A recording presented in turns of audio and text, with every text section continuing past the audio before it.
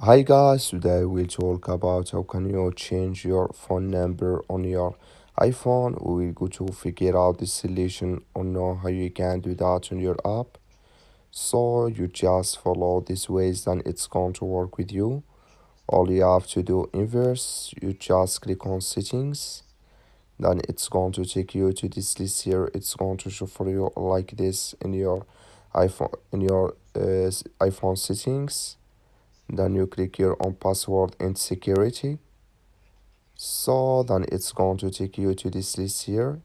You come to your phone number here, you click on edit. So then it's going to show for you like this.